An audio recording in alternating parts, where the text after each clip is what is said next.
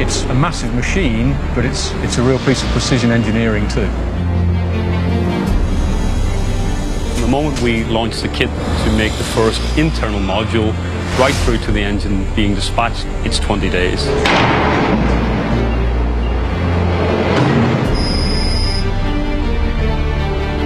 The fan blade delivers 75% of the engine's thrust. It shifts about 1.2 tons of air per second when it's at full throttle. After about 30 seconds you've got to come away. You can't stand there too long. If you do, you just start burning.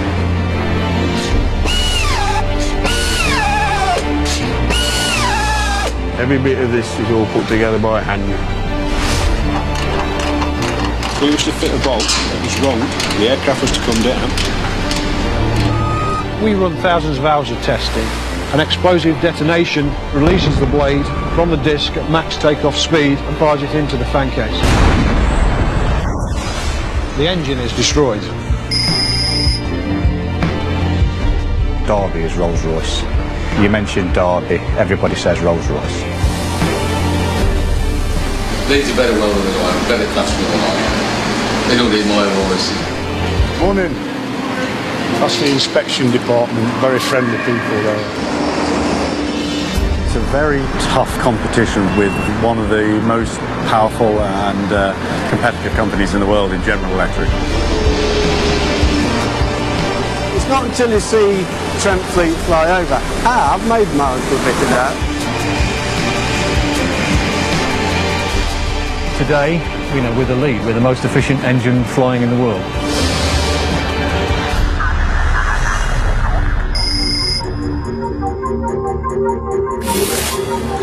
Going 001 heavy control is verified walking 4717. This is the Boeing 787 Dreamliner. Catch 35 crossway 11 10 ramp. Designed to be the most fuel-efficient jumbo jet ever, it's touted as the future of air travel. Even in sort of a grey Seattle day, that paint job is beautiful. After years in development, the plane is finally ready for its very first flight. The weather's atrocious, but it's a make-or-break moment for Boeing's first new airliner in 10 years. You know our plane 8 is taxiing, and so we're proceeding inbound. I'm switching to... And no one's more gripped than these engineers watching live over the web in Derby. Because they have designed and built the plane's groundbreaking jet engines, using technology that'll save each plane £3 million a year in fuel.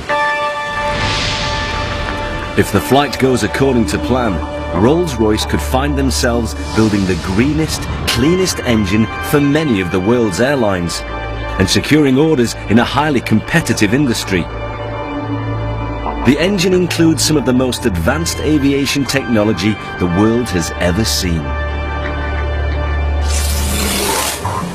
This is the story of how a British company leads the world in building the most advanced jumbo jet engines, and of the people who build them.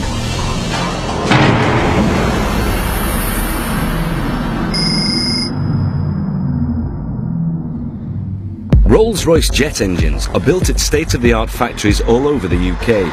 It's a huge operation, with orders worth over £40 billion in civil aviation alone, and employing around 11,000 people building them. A new engine must roll off the production line every 36 hours. Morning, Kev. Morning, you all right? All right, mate. This week it's my turn. Well, I tend to be more times in a suit than not. Wow, actually I could have been building one of these in maybe a few months, or designing one of them. Maybe one day. There you go. That's it. Look at that beauty. It's a work of art. Rolls-Royce's main assembly plant is a vast 300-acre complex of factory buildings in the southwest corner of Derby. The city has been home to Rolls-Royce for 100 years. And for many of the 250,000 people who live here, the company is a way of life, in work and play. They ensured that they would arrive today. About 12 years ago, I joined the Rolls-Royce Ladies Choir. Start spreading the news.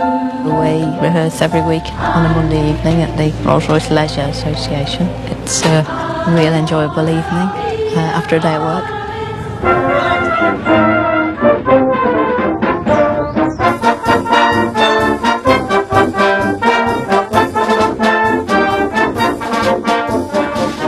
For many of those who work at the company, Rolls-Royce and Derby go back a very long way.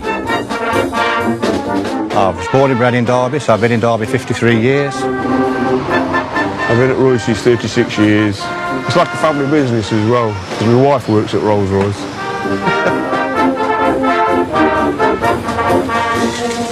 Without Rolls-Royce, I'm unemployed, you know, so it means a lot to us. Well, I think it means a lot to Derby, full stop, really. You look up to Rolls-Royce, I bet there's not anybody really that doesn't know somebody that works at Rolls-Royce. 40 years. Since I was 18 I joined Royce's. I actually worked on Spitfire, the Merlin engine.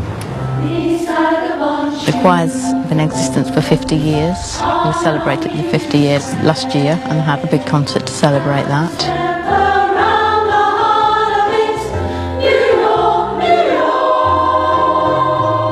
50 years and nearly 6 months. They sang at my wedding, and which was very nice, and I came back with my daughter when she was 11 days old, and she sat in a pram and rocked all the while I was there for months.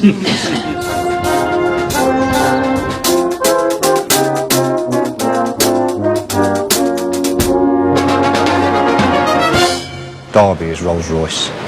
We've got lots of other engineering companies, but you mentioned Derby, everybody says Rolls-Royce. The company used to be most famous for its luxury cars, but that all ended in the early 70s. Today, Rolls-Royce cars are actually made by BMW. The company's real heritage is aircraft engines. In fact, they've powered some of the world's most iconic aircraft, from Second World War fighter planes and the Harrier jump jet to the much-loved Concorde. And that heritage continues today, powering helicopters, business and military jets, and even ships. But the star product is the pioneering family of Trent jet engines, including the newest Trent 1000 for the Boeing Dreamliner. All the Trent engines are designed for jumbo-style wide-bodied airliners, like Boeing's 777 and the famous Airbus Super Jumbo. But this engine, for the Airbus 330, is the biggest seller of all. In 15 years, the Trent 700 has clocked up 13 million flying hours. It's a massive machine, but it's a real piece of precision engineering too.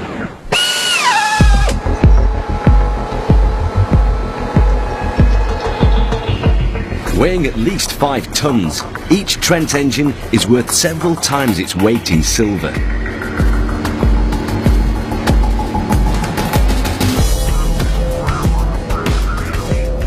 Only 2 companies in the world are capable of building engines this good.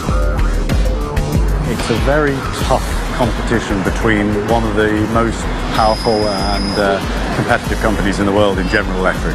If you look at all the latest new technology aircraft, all have selected Rolls-Royce engines to power the first flight.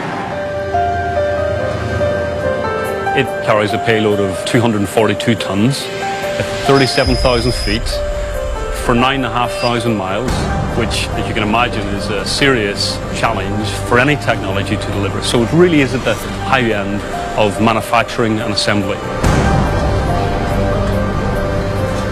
And I often describe what we do as producing things of beauty.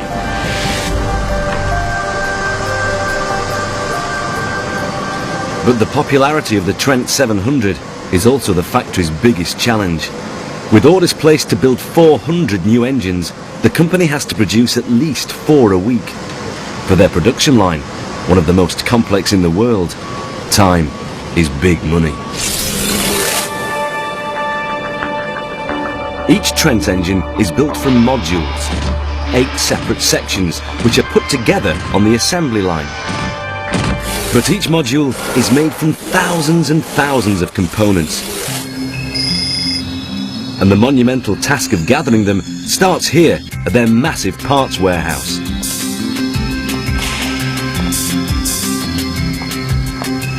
On average, with my pedometer, I average about 8 miles a day on an average day, but if we have lots and lots of issues, my best is just under 16 miles in a day. Lots and lots of shoe leather used. Kevin Carr's job is to make sure every engine part is delivered to the assembly line on time. I do know the guys around here say, you know, you just give me a part number, show me a box, and I can tell you what it is and where it goes.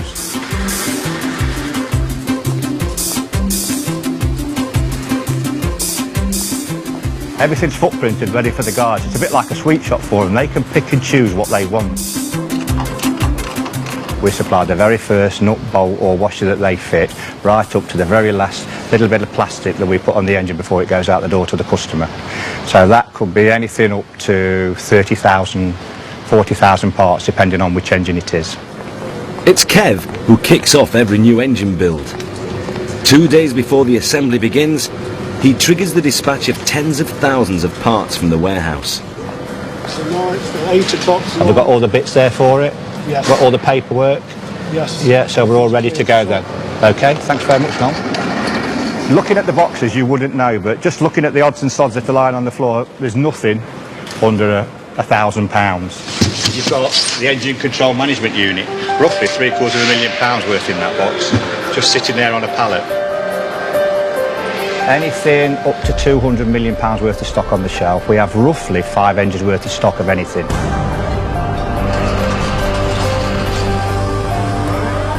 Some of the components that make this engine what it is were designed and built by some of Britain's most skilled and innovative engineers at Rolls-Royce.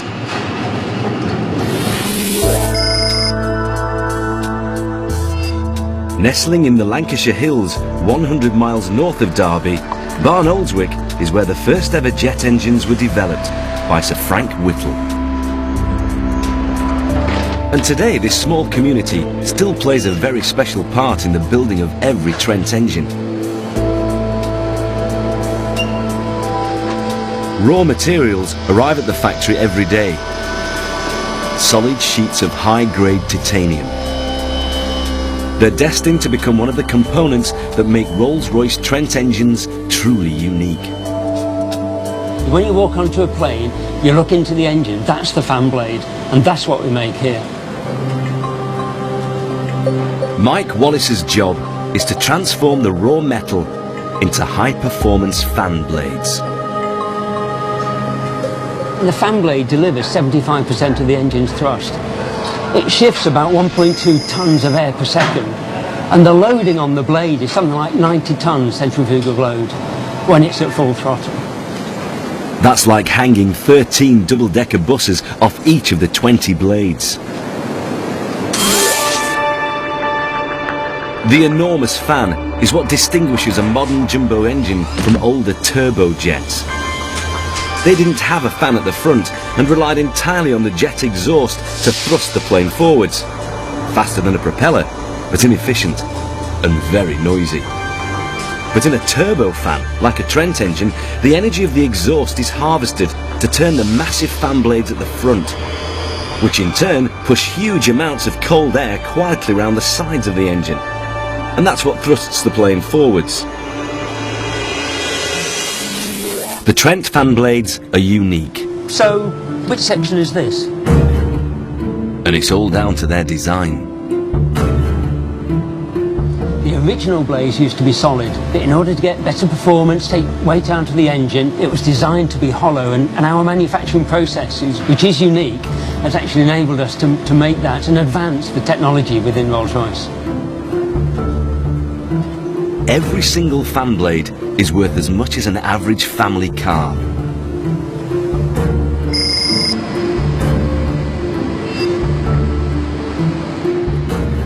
For each blade, 3 sheets of metal are bonded together to make a solid titanium sandwich. It's a process so secret it can't be shown on television. The unique process begins when the titanium layers are bonded together in a secret pattern. Then the whole blade is inflated like a balloon, pulling and stretching the inner layer across the cavity, like cheese between slices of pizza, leaving a super light, super strong internal structure. But before it can be inflated, the flat titanium sandwich has to be heated and twisted into shape. Then it's ready for the most critical stage of the process, inflation. We've used an inert gas. We can't have it reacting with the titanium at temperature. It's a high pressure inside to inflate it to the level of accuracy we need. A heat-resistant tube connects the blade to a high-pressure gas supply. But the gas alone won't be enough to inflate the blade. The whole assembly also has to be loaded into a furnace at a secret, critical temperature. A single speck of dust could cause a lot of damage. And John doesn't get much time to prepare.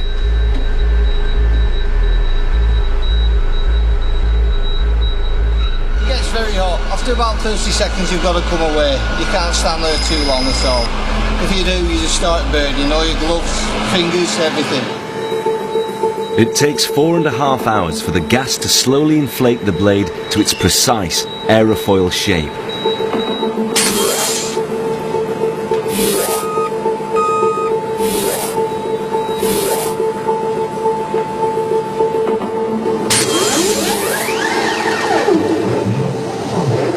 Despite the precision of the engineering, no two finished blades are exactly alike.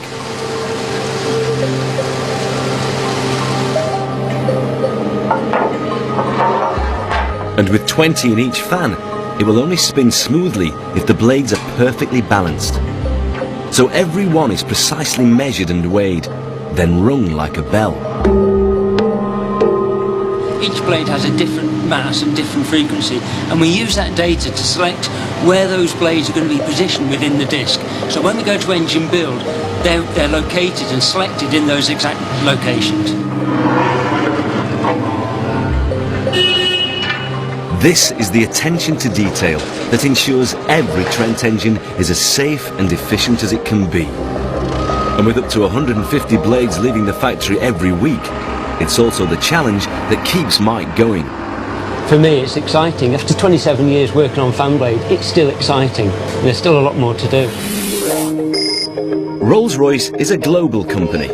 Some parts of the engine are made and assembled at factories abroad. Getting them to the UK is Kath Taylor's job. This is the turbines purchasing department, where we source parts from all over the world, and my role in particular is to source the modules from mainland Europe. We're talking probably at the moment about 10 modules a week. Very occasionally we're affected by the weather or the ferries, but the bulk of the modules do arrive on time. It may be a global company, but the biggest single module is manufactured at another of Rolls-Royce's specialist factories just 50 miles down the M1. Mark Reed is in charge of building the massive protective case that shields every engine's fan blades.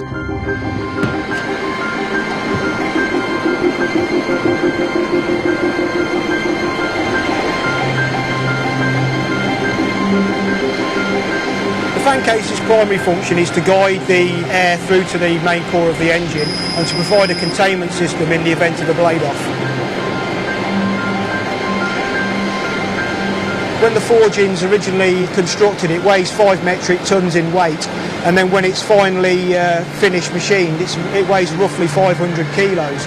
So we have to take a large amount of material off, and we have to machine it down to some very fine tolerances. Typical wool thicknesses can be around 2.5 millimetres.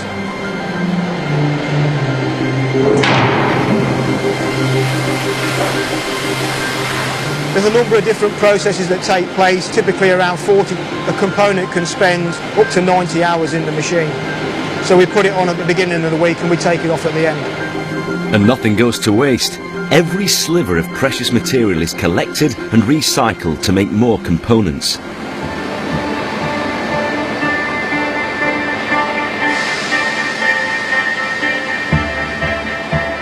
Mark runs a team of 140 top engineers, including experts in the most essential skills, turning and welding metal. One of the most experienced is welder Bob Blackwell. His job is to fix in place a ring of titanium blades that'll channel air smoothly into the engine. It's a highly specialised form of welding.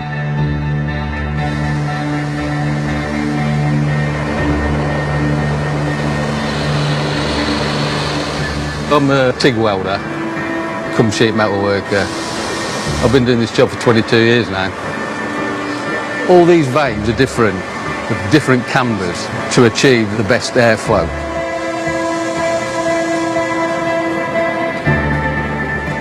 Every weld on this job will be x-rayed in the x-ray, so any defects have to be taken out, obviously repaired then and put right. When this weld's finished, this vane should leave a tolerance of no more 5 mil radially and 1 mil forward and rearward on the blade. It's not machine, it's hand skill, and we think that's a fine tolerance to achieve on a hand weld. Bob works at the factory alongside his son Lee. Lee's a sheet metal worker, they're just the same as myself, so when Rolls were recruiting, I asked me if he fancied joining the company. I see my dad made a good living out of it, so I decided to get a trade and just get the same trade really. Lee's a better welder than I am, better craftsman than I am. They don't need that. They don't need my voice, he's quite capable on his own really. For this family partnership, the factory life certainly seems to promise a good future. Yeah, I hope so, yeah. Wouldn't like it to come to an end too soon, At the heart of every engine is a ring of 96 turbine blades that are the most amazing components in the whole engine.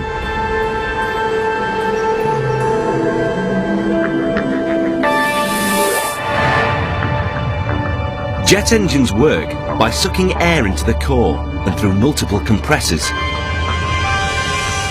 Squashed to a 50th of its volume, this air is forced into a combustion chamber, where it explodes with fuel to create a ferocious gas jet. This jet is met head-on by the turbine blades, spinning them so fast that each blade delivers the same horsepower as a Formula One engine.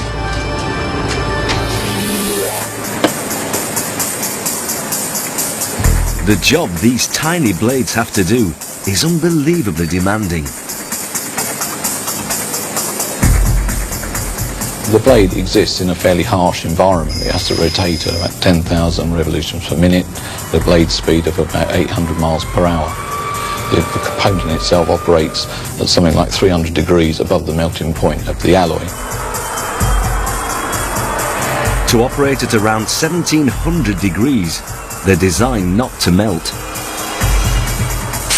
Here you see the gas streams moving around the airfoil.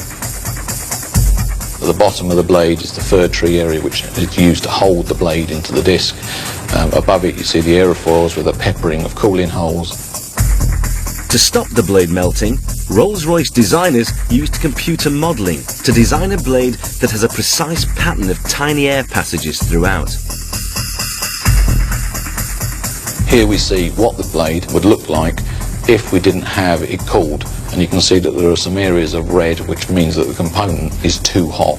We put a cooling system inside of the blade which cools it down to safe levels, and that cooling system takes away the same amount of energy that would boil a kettle in a 20th of a second. But even with the cooling holes, no ordinary metal would be good enough. That's where the company's Materials Research Laboratory comes in, creating new metals with exactly the physical and chemical qualities demanded by the designers. To try and achieve the properties that the designers want, we will design some trial compositions of alloys with different recipes, different blends of the alloy constituents, and then we will test those samples and different mechanical and environmental tests, and from that we'll choose the best possible blends which will deliver exactly the balance of properties that they require. Using electron microscopes, the materials scientists can precisely analyse the microstructure of the alloy checking that the crystal structure and mixture of metals is exactly as intended. We've got a team of research specialists, about 25 in the team here in the UK, and there are teams in Germany and the States as well. And we're trying to draw on all the expertise that exists in the academic network around the world to bring all the best expertise we can into Rolls-Royce. Even the finely balanced alloy recipe isn't the most advanced technology in the turbine blade. To cast the metal into its complex shape, a unique process is used, and it's another very closely guarded secret. It's done at a purpose-built foundry in Derby, where one of the few people who knows the secret is casting engineer Owen Draper. If you take a normal piece of metal and solidify it from being molten, you'd end up with something that looks a bit like a granite worktop. Lots and lots of little different crystals, all in different directions. That's not very strong because the different crystals, the joins and the boundaries between them, they just cause a weakness. So what we aim to do here is to create a single crystal. Single crystal, no crystal boundaries, therefore it's an awful lot stronger. The blade is made by growing a single crystal of metal into the correct shape. It's incredibly complex and demands a huge team of people working round the clock.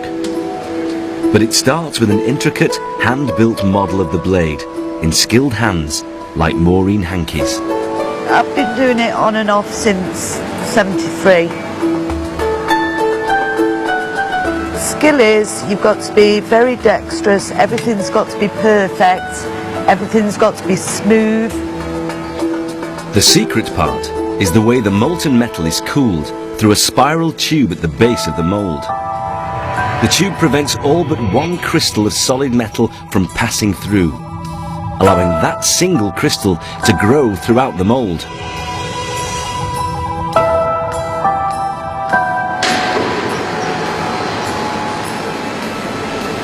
Imperfections could ruin the casting at any stage. Even the wax models are x-rayed by keen-eyed inspectors like Jackie Brown. We're looking for defects in the core, i.e. cracks, chips, voids. When it's sentenced to scrap is broken in half and put into the bin.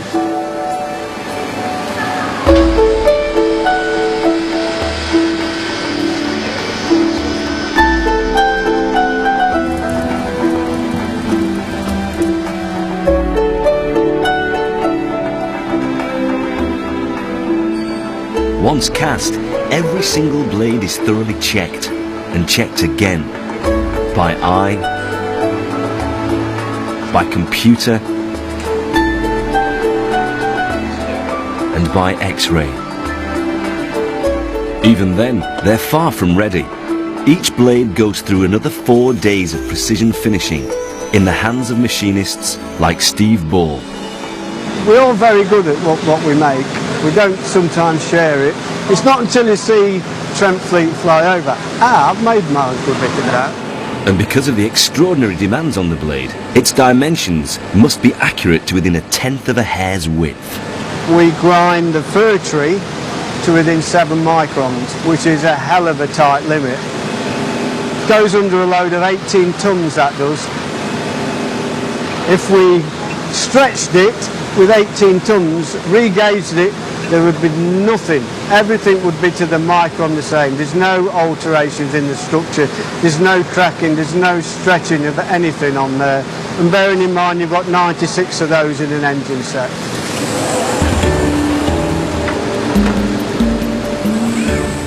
Every one is like the first one. It's perfect. It's like a brand new baby. You treat it like that. That's why the focus of everybody in the shop's the same, whether it's 6 in the morning, 6 at night, 12 at night. Everybody's the same. The next one's always the most important because all the rest are good. Because we've never had one come back. You can't argue with that. It's the skills of people like Steve and the cutting-edge technology that keeps Trent engines ahead of the game. But innovation is a risky business. Designing the Trent engine almost brought Rolls-Royce to its knees. In the early 70s, the company risked everything on a revolutionary new engine for one of the world's first jumbo jets, the Lockheed TriStar. The production programs at Derby, by modern day standards, were very low in volume, and Derby was, a relatively small player in the aero engine market, although the only player outside of the United States in the commercial market. So getting the TriStar program was absolutely vital. As a small player, Rolls-Royce had big ambitions. Well, the 211 was a quite an advanced engine concept, even by the standards of the day. It was the first 3-shaft engine, whereas the competitors were offering 2-shaft engines. So as well as the technological advances, it was a completely new architecture. The design made the engine lighter and more efficient. It promised a crucial reduction in running costs and cheaper airfares. But actually building the engine proved harder than anyone expected, and the costs spiralled with every advance they made. And all of these were put together in an engine number 10,011, which ran on February the 3rd, 1971, late in the afternoon. And the results were quite exceptional in that they were very much better than anything we'd run before. So understandably, we were quite elated. It seemed the company was about to achieve its goal with their new engine, but the elation was short-lived. Until the next day, when in the middle of the morning we were all invited to go into the office and the announcement was made that the company had gone into receivership. It was too late. The project had bankrupted the company, and Derby was in crisis. There's hardly a family in the town that hasn't got someone working at Rolls, not just as manual workers and skilled craftsmen, but as research workers and designers. When the men came out lunchtime, they were obviously shaken. Shocked. Just shocked. Looks very bleak. That's all I can say. I mean, looks very bleak, doesn't it? Did you ever believe this could happen here? Never. I've been here 27 years and I've never thought anything like this could happen. I think the government ought to really back us up a little bit. Quite a lot, because it's a household name, isn't it, Royce's? The government came to the rescue, saving thousands of jobs and giving Rolls-Royce and the people of Derby one last chance. The progress that was made during the following 12 months, 14 months post the bankruptcy was quite remarkable. And we actually managed to get the engine into service at the end of April 1972.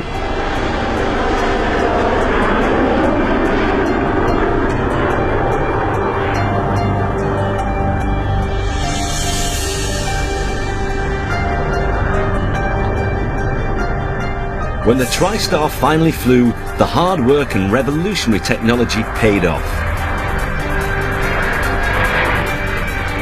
The engine became the jewel in Rolls-Royce's crown. And it still is today, as the basic design of the entire family of Trent jumbo jet engines.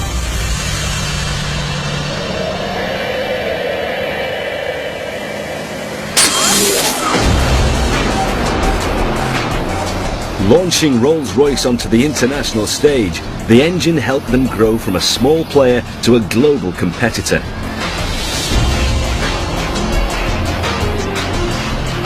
Today, Trent engines are fitted to half the world's big passenger jets, with new orders worth over £40 billion.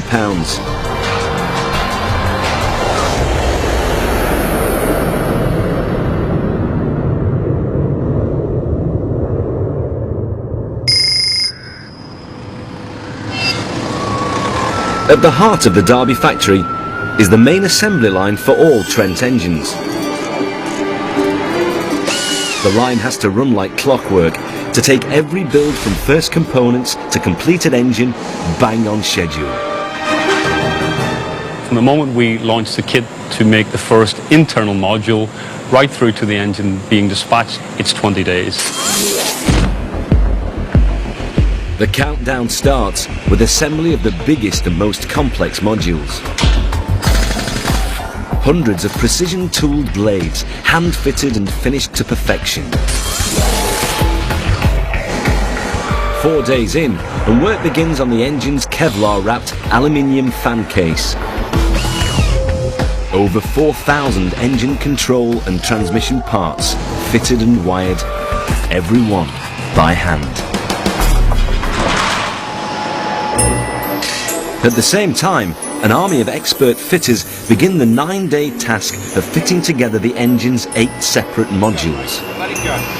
You're way on, you're way on.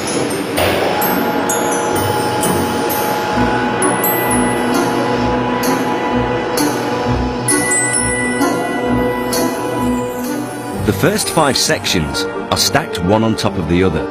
With gravity helping the process, it's a lot easier to achieve a perfect fit.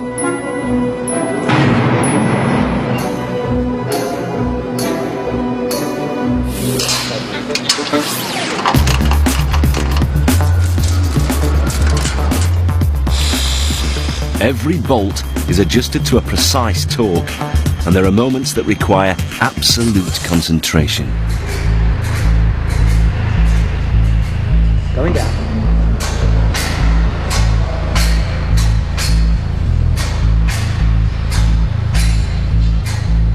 We're having to pass through the whole of the 04 module before we arrive at the coupling in the 03 module, and we take all the care we can not to touch the sides. If it ticks the paint off the shaft, then we have to recoat the paint for protection.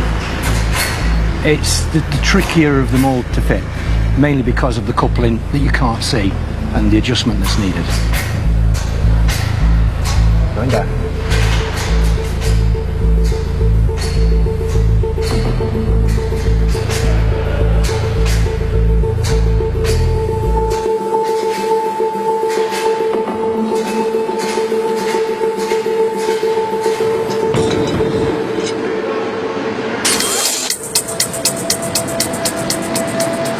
And there's the 2 shear keys that will ride up and locate in the slot.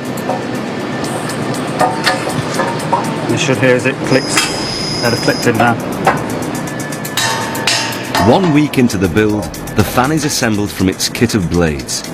And with each one worth as much as a family car, it takes an expert touch. We prefer to wear gloves. It keeps fingerprints off the blades and this grip as well. So it does stop them slipping out of your fingers. You don't want to drop it, do you? Certainly not. Certainly not.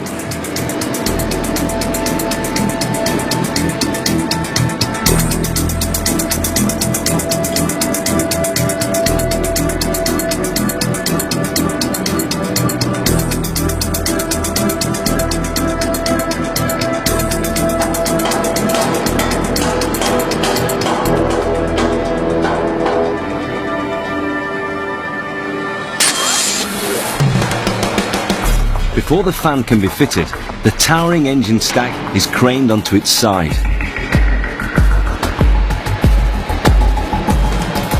Two tons of precious metal swinging just feet from the ground.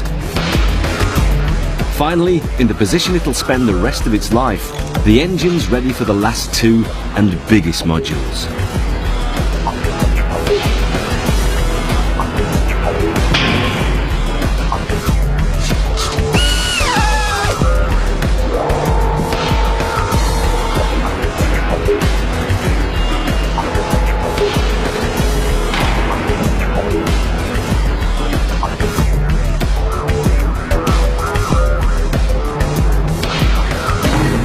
The fan is a perfect fit.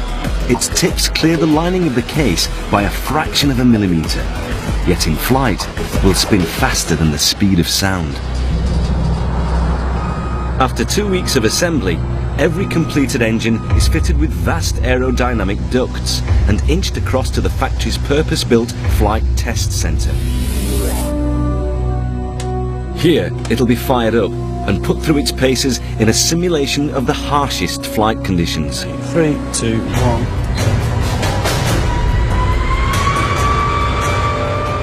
While engineers monitor vibration, rotation speeds and temperatures to ensure everything performs perfectly. Vibration is looking good. Max conditions now, hands down to 3, 2, 1, go.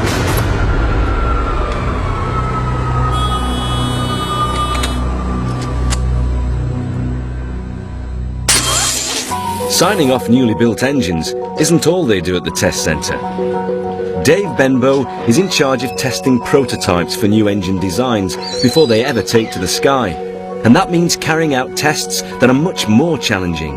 We run thousands of hours of testing. Our primary requirement is to show that the engine is safe to fly, that it's airworthy. We conduct a number of tests to do that, but really we're trying to meet the regulations of the safety agencies. This engine is a flight test engine, and in that extent it has a lot of instrumentation that production engines wouldn't have, that you can see here is led up off the engine and into the pylon so that we can record the data on the test bed when it's installed. Testing is so exhaustive, it can take 2 years for each new design. The cold start test is a very important test. We need to be able to start the engine under cold conditions, cold as minus 40 degrees.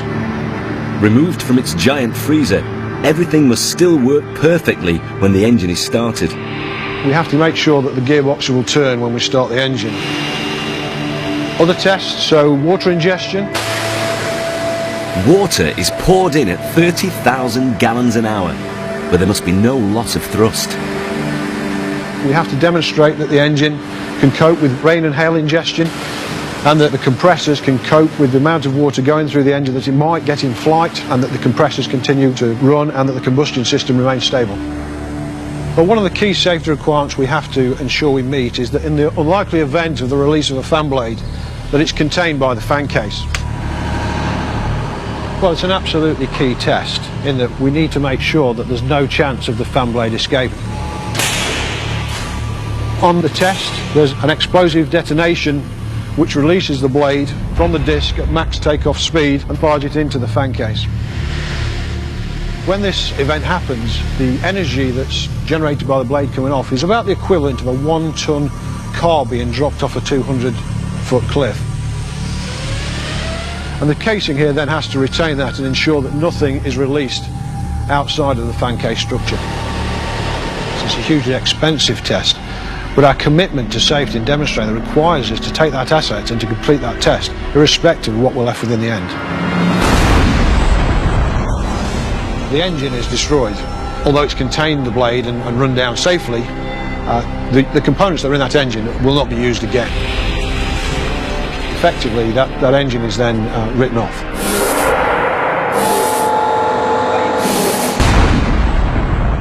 Only by sacrificing an entire engine like this can they be sure the fan case really does its job. It's 6 in the morning and the start of another shift on the assembly line for fitter Andy Taylor. I just wait round the corner from here, so I work on where they build the stacks. Work 3 shifts. Work mornings, afternoons and nights. I'm on mornings this week. Morning. That's the inspection department, very friendly people there. This is my engine for today.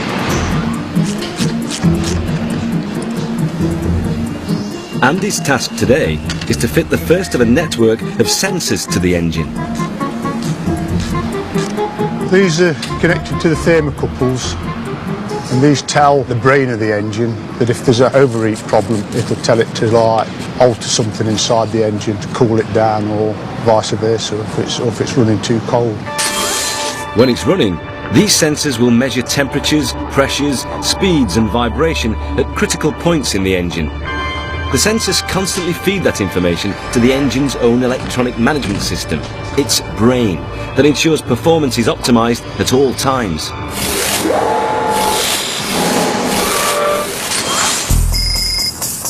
But it doesn't stop there. Data collected from every Trent engine in the air can even be transmitted via satellite back to Derby. It's received here at the factory's 24-hour monitoring station, manned by senior engineers to keep an eye on Rolls-Royce engines all over the world. Alan, we've got an issue on engine 41992. You can just see that the exhaust temperature's just going up on that engine. This is 21st century jet engine production, part of a high-tech support package that gives them a commercial edge over competitors. Increasingly now, as the airline buys a Rolls-Royce engine, we secure a service package with them, sometimes for as long as 20 years, where we will provide all the maintenance, all the spare parts for their engine. We will make sure they have engines available whenever they need them to support their aircraft, and they simply pay for the number of hours they fly. At peak times, the team may be monitoring engines carrying 400,000 passengers. We're sort of watching in the region of 8,000 to 10,000 engines, 24/7, 365 days a year. Well, and that's the question, is this pretty normal or is it not? We're looking at speeds, pressures, temperatures. We're just nipping problems in the bud before they happen. So people aren't waiting around in airports for the flight that's been cancelled or delayed again. So that's ultimately what we're trying to do. The centre receives 1.5 million measurements every day, from anything up to 1,200 Trent engines at a time. Typically a minute after the aircraft has sent that information, I can see it in graph form. The data is analysed by computer, and if any unusual readings are detected, the engineers are automatically alerted. Probably 95% of them we can very quickly sort of work out that there's nothing to worry about. All the help desk engineers are experienced enough to solve any problem that might crop up. I worked with Rolls-Royce engines hands-on, mainly in the Royal Navy for 13 years. And they're just a phone call away from maintenance crews at key airports around the globe. Yeah, I've just had an email that is asking for data going back to January 2009, LP vibration data. Do you think you can answer that?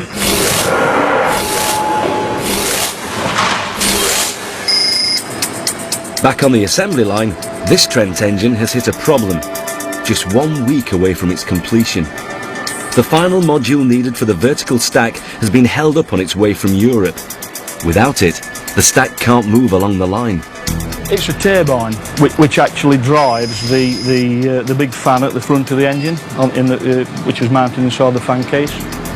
The engine is stuck in the assembly tower, but the fitters can't afford to lose any time. Instead, they've identified parts that can be fitted ahead of schedule. It could arrive any time in the next hour, it could be in the next day, you know, we don't really know. So what we've done, we've jumped ahead and carried on building to try and get things done. As it is at the moment, we can't move it, we can't pick it up without that final module. Any hold-up in the production process could cost money, so tracking down a replacement module is critical. And Kath Taylor is straight on the phone. Can you guarantee that it will reach us before 6 a.m. in the morning? Yes? Yes. At long last, it does arrive. And even though it's the middle of the night, the build will carry on. Working through the night is part of life for everyone on the production line. In Warwickshire, father and son Bob and Lee Blackwell are starting another night shift at the fan case factory. It takes a bit of getting used to what it got. It's quite hard. By Thursday you're sort of ready for the weekend to catch up on your sleep. We tend to work the same shifts. On nights we tend to get on each other's nerves. It's a testing shift, you know what I mean, when you're tired.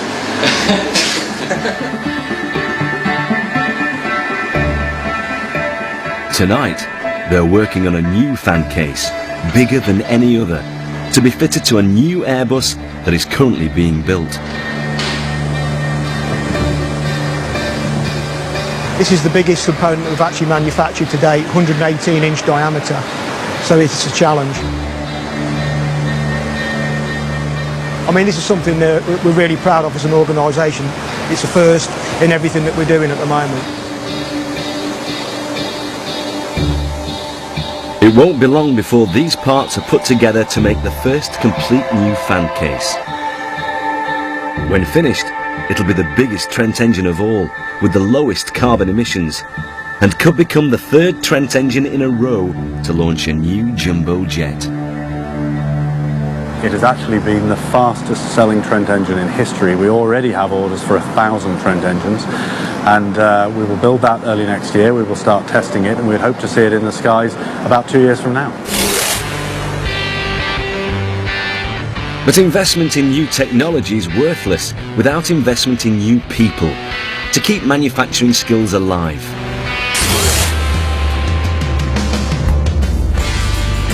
I'm currently an apprentice at Derby at Rolls-Royce as a manufacturing engineer in engineering maintenance. Apprentice schemes like this are vital to British industry. This is Rotatives, this is my business that I'm working in. They mainly, again, deal with the discs, drums and shafts. I mean, here we've got mainline shafts, so this is where they build the largest shafts which go through the main part of the engine. These are the coverings that go around them, so they make sure that the parts don't become damaged. You've got the various drilling machines down here. And then as you walk through here, this is where I work. This is the shaft supports office.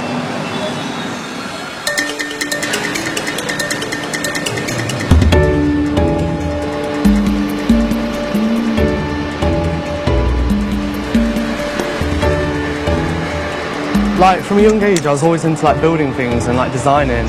And then the opportunity came round of like me getting the young apprenticeship, and also my family, like my dad's an engineer, my granddad's an engineer, my uncle's an engineer, so I've had a little bit of influence as well from them.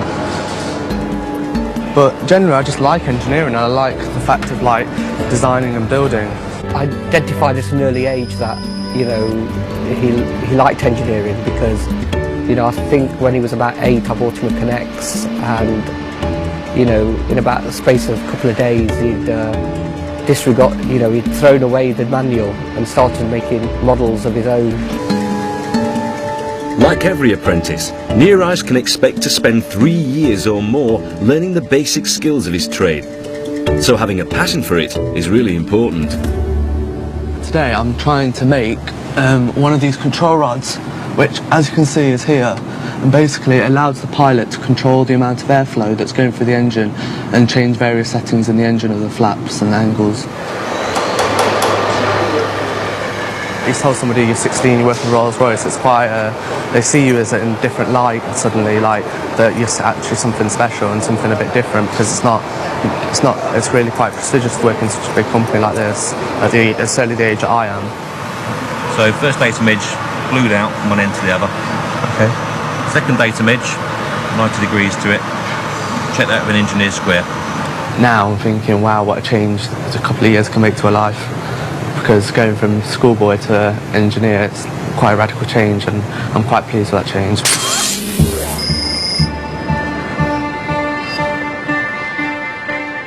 Once every engine is built and tested, its last stop is the customer delivery centre, where it has to pass scrutiny by engine inspector Mike Riley. It's a huge responsibility. His will be the last eyes to see inside the engine before it takes to the sky. I've been at Rolls-Royce for 5 years now. In fact, this month.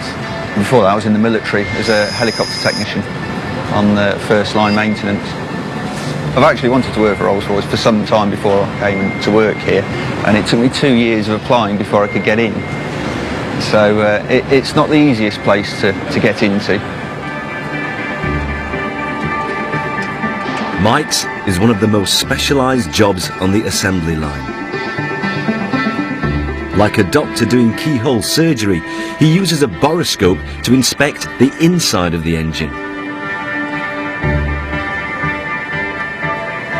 Basically, every single rotating stage within the engine we'll look at, plus the combustion chamber. Literally, the whole of the inside of the engine is borescoped. This is the first stage HP compressor. At the moment I'm turning it rearwards. Usually the blades will come towards you. I'm just looking for any damage on the actual blade surface, leading or trailing edges. Occasionally you can get a little bit confused in there because there are so many blades. This is the first nozzle assembly that we're looking at, with all the hundreds of cooling holes on it. Possibly the hottest part of the engine here. You know, practically a surgeon.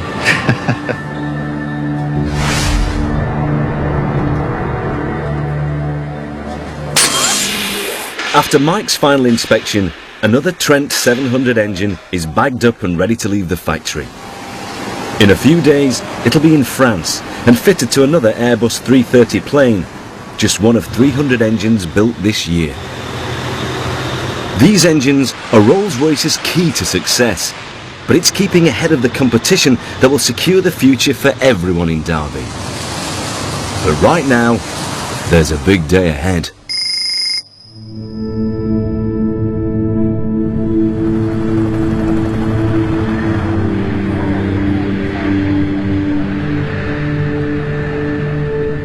Today, all eyes are on the performance of the Boeing Dreamliner, and of course, the Rolls-Royce engines that power it.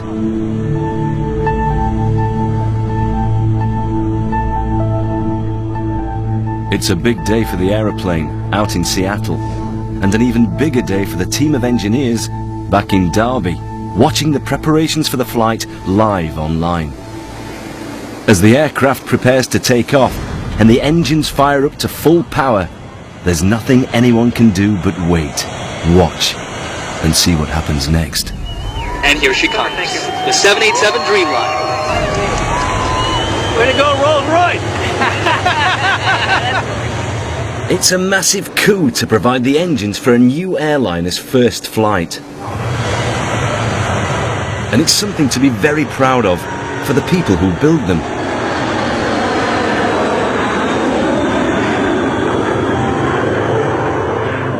Quite an emotional moment for everybody involved, particularly for all the guys here who have built the engines, all the engineers who have designed it over the last 4, 5, 6 years. Some of these people have devoted their entire lifetime at work to this. Ecstatic, really delighted to see the aircraft take off after what's been a pretty long and tiring journey to get this far, really.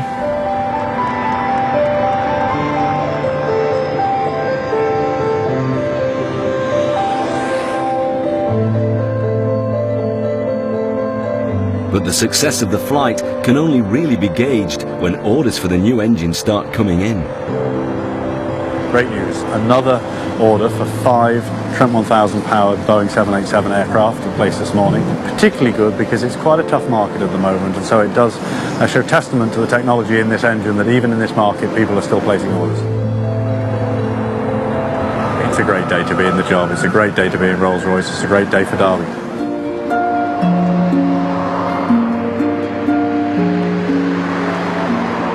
For the 11,000 employees in Derby, it's another ordinary day, with more Trent engines to build.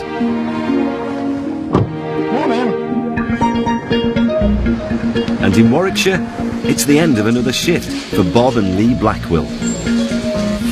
But it's also the start of a new chapter in the story of the Trent engine, because the first fan case for the next engine in the Trent family is finally ready and about to be revealed. We've organised the corporate comms team to come down to take a team photo. So we're going to get everyone that's been involved in the project together. There you go, look at that beauty. There you go. That's it. Work of art. It's a work of art. It's something for Mark and his team to be really proud of. And a senior project manager from Derby is on his way to see the unveiling. Now that looks really good. It's really good. Pull it this way a little bit further, and then have those two sitting behind it. We can all gather round the front, guys. If everyone comes in round the front, gather round. We've got to get some photogenic people.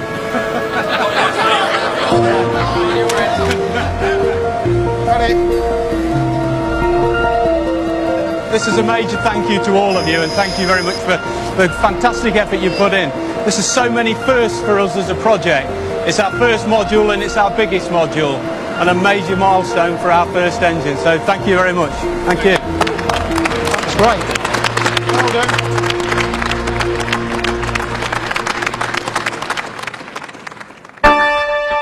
In the next programme, we meet some of Britain's secret engineers who work on the most cutting-edge military and civilian engineering projects.